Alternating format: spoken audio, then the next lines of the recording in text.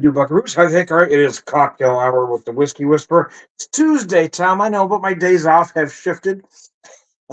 So we're gonna try to make Tuesday a thing here. But I had an idea to do two cocktails with one whiskey, and I've got just a little bit of this left. The Heaven Hill Bottled and Bond. I picked this up back in September, I believe. Bottled and Bond under U.S. government supervision. Heaven Hill is 100 proof, obviously. Bottled and Bond at 7 years old. Let me show that to you, and I'm going to read this little paragraph here.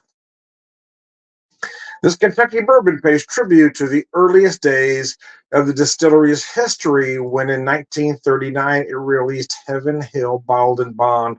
The namesake brand quickly became the number one selling bourbon whiskey in the state of Kentucky. Still today, the craftsmanship poured into this bottle by the same founding family meets exacting standards first set forth in the Bottled and Bond Act of 1897.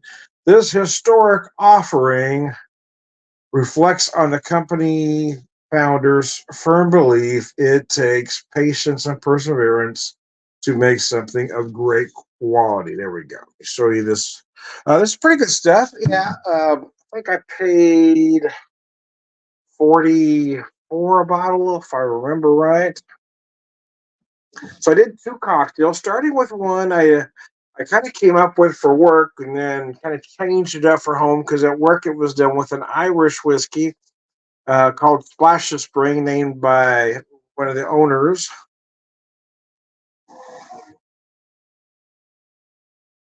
So I kind of redid it to have it home with the bourbon. So the name, I don't think I could steal the name, but I did like the Splash of Spring. So here's what's in this. It's 2 ounces of this bourbon. It is my homemade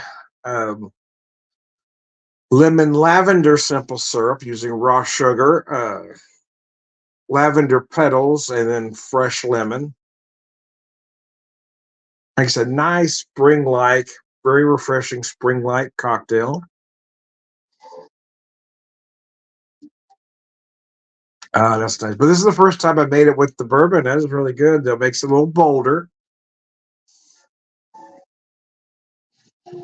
So I got 2 ounces of the Irish, about 3/4 ounce of the simple syrup, and a few dashes of rhubarb bitters. Didn't have any lavender bitters. I was going to go to the store today to see what I could find, but it's cold out there. I was supposed to meet a friend today about an hour from now, but I told him earlier I wasn't going to because I just didn't want to get out. It's cold. Get a little particular in my old age when I go out, especially on my day off. Now we're staying home, man.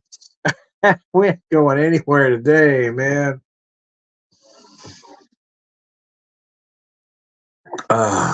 Biscuits. My wife, I didn't realize my wife had picked these up for me, or I probably would have designed a cocktail around it right now. I didn't see them till later. Pick me up some Angostura cocoa bitters. So I don't have a chocolate liqueur on hand, so I'm going to have to come up with something here.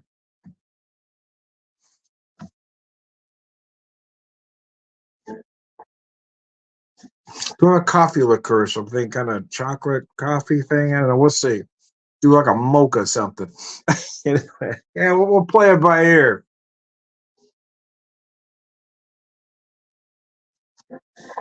Tom, what you described is more or less an old fashioned. Why do you have it served the way you do? Because I prefer a straight up cocktail. Yeah, you could put this on ice, and it is more or less an old fashioned because you've got the whiskey, you've got a simple syrup, and you got some bitters. Yes, more or less, it's a version of. I just prefer a straight up cocktail.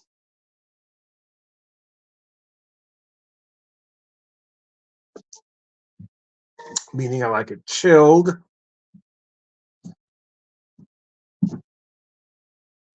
But I don't like to leave residual ice in the glass. A lot of people misunderstand that term. They use the term straight up when they mean neat.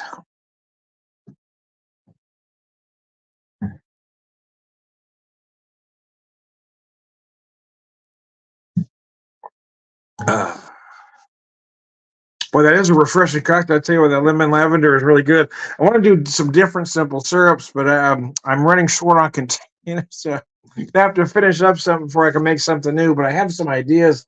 My wife has got some fresh lavender and some fresh rosemary going on.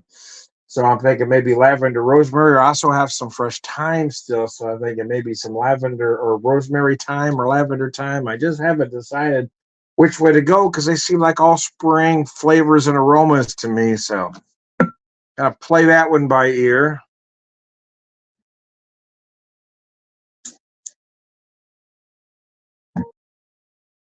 As we inch closer to Easter, I get it came early this year.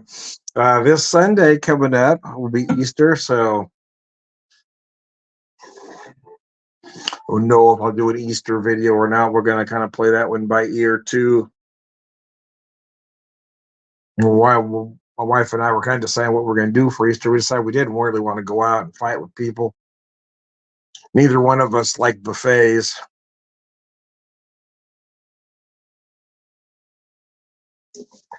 Which is what a lot of the restaurants do around here on Easter, the Easter buffet that they charge an arm and a leg for. So you got to stand in line, and I just don't dig that. So I have a nice, or have a nice still boneless pork butt roast in the freezer. I thought about taking that out, making more, kind of do a braise, more of a traditional roast. But we a while back we picked up some good masa. We've neither one of us. I'd love to do Mexican food, but neither one of us have tried our hand at tamales. So I'm going to handle the meat portion. She's going to handle the masa and the wrapping of, because I don't have that kind of patience. So we may try to do some tamales for Easter because we like that sort of thing. And then we might probably do some Mexican rice. We're thinking black beans because we prefer black beans to pinto beans.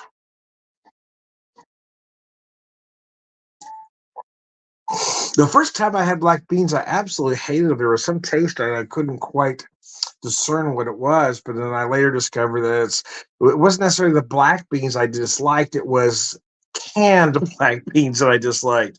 So when I make them at home, yeah, I can't stand canned black beans. They have this taste I just don't like.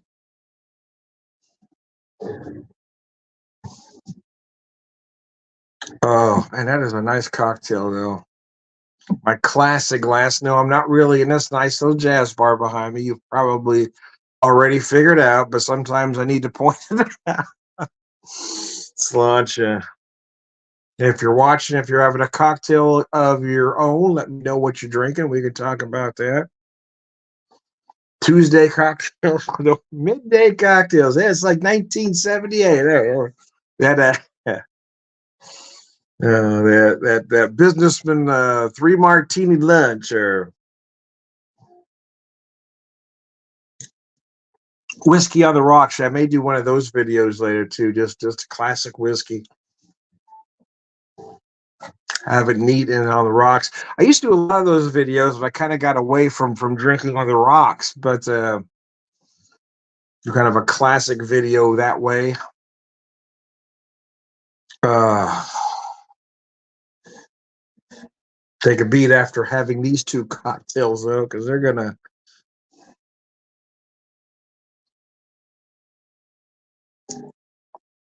get me feeling pretty good as I start prepping dinner. Uh,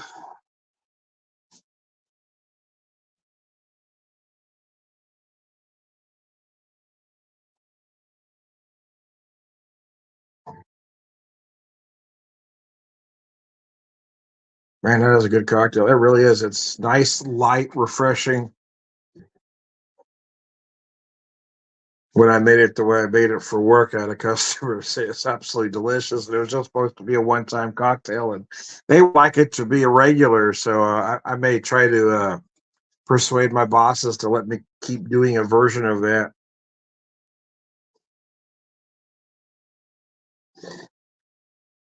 Uh, Go through the course of our lives. I guess there's a need to, well, maybe for me, you have those folks that always know what they're going to be when they grow up. They always know, right from the beginning. They're very focused.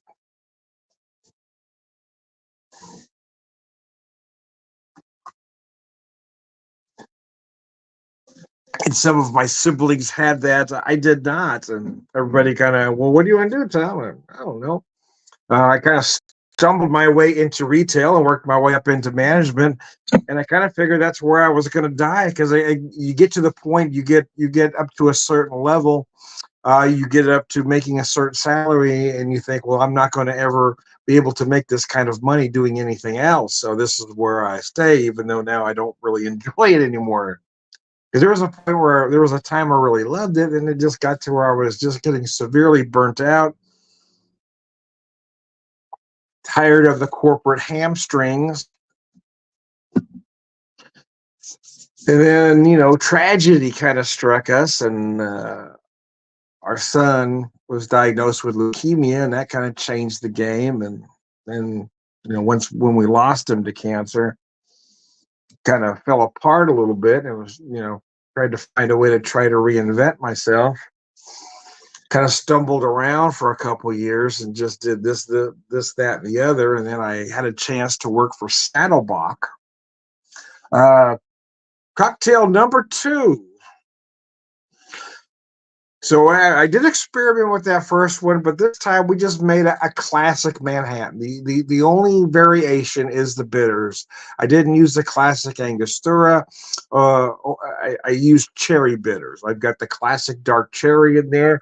So it's got about 2 ounces, maybe it's closer to 2.5 ounces of the bourbon, about a half ounce of sweet vermouth. And then, as I said, the cherry bitters, and of course the dark cherry sitting at the bottom there. If you want to do something fancy with your cherry, as they do in the very expensive lounges, by all means do that. But for me, my opinion is that garnish isn't doing you any good at the top of your glass. Oh, there it is. It looks pretty.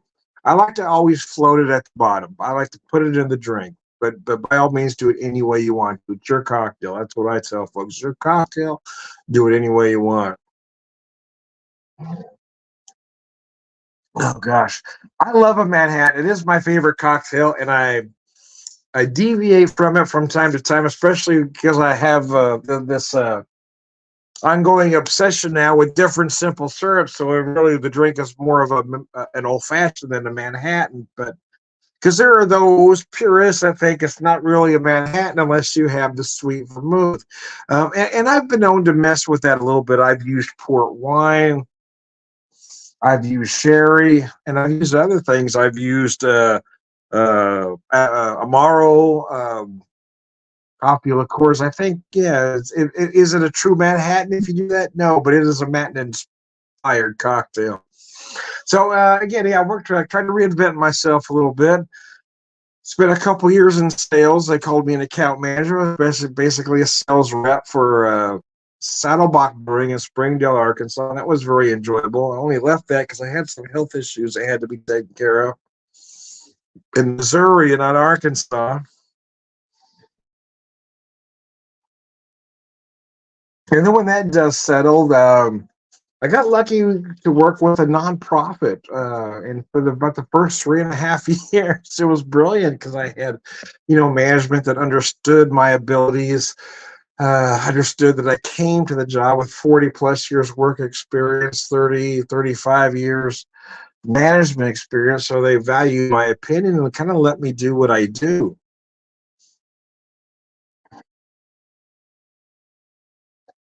But then the last 1.5 years was just not good, and the last 6 months was just excruciating. It was just I saw a department that once cared about what they were doing to really not. It became more about, even though it was a nonprofit, it became more about the bottom line than doing the right thing. And I just got to where I just couldn't do it anymore. Hung on as long as I could, but I didn't have a friend left in the department. Everybody I knew left, right? They transferred out and then quit. There's nobody left in the company that hired me, I guess. I no longer had a friend or ally, so it was time to move on. And it is a bit of a risk still. I mean, all the dust hasn't shook out yet, but I'm really enjoying my decision because I feel valued with where I am at the moment.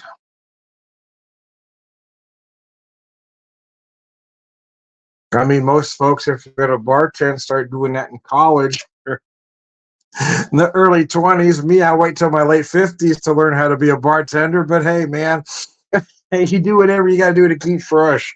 And I just enjoy it. I enjoy what they allow me to do and talking with the folks, and it's just brilliant, and it's working for me at this particular moment in time.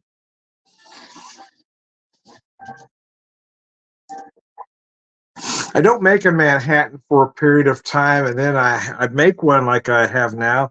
And I wonder why I haven't made one for a while because I really enjoy the drink. But like I said, sometimes I like to explore and mess around with that secondary addition, right? Take out the sweet vermouth and add, and I, like I said in the past, I've used port wine, which I enjoy. Sherry, I think sherry keeps it closer to traditional.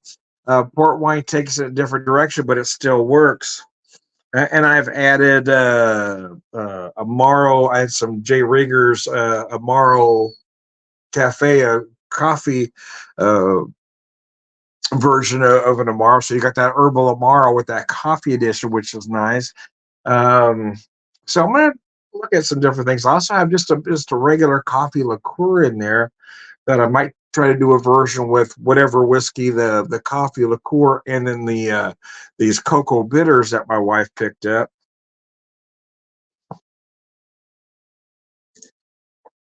Oh,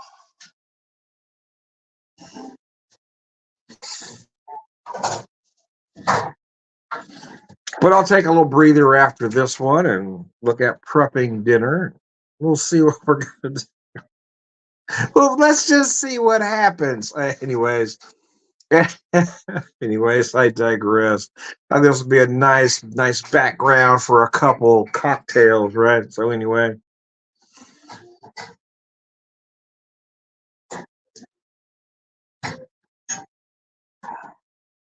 but yeah, I've got a couple different. Well, I've got a one, two, three, four. Got a few different American single malt whiskeys. So I think I want to try to again go a little more old school and just do do Mad Men and just yeah, do whiskey on the rocks. But I want to also want to have some neat, do some neat in on the rocks with just the American malt whiskeys. Uh, as I enjoy the rest of my day off, getting used to being off on Tuesdays. It's just the wife and I. It really doesn't matter, I guess. So we're trying to shift gears, and quite frankly, things are less crowded on Tuesday than Saturday. That's a better day to get out for folks that don't really want to deal with people. And we really want to do something today, but it is a little chilly out there, and it's overcast and miserable looking, and the wind's up, and I just didn't want to put clothes on, to be honest. Anyway, I digress. I am Tom the Whiskey Whisperer, Whiskey Evangelist, prolific whiskey drinker, purveyor of wisdom, and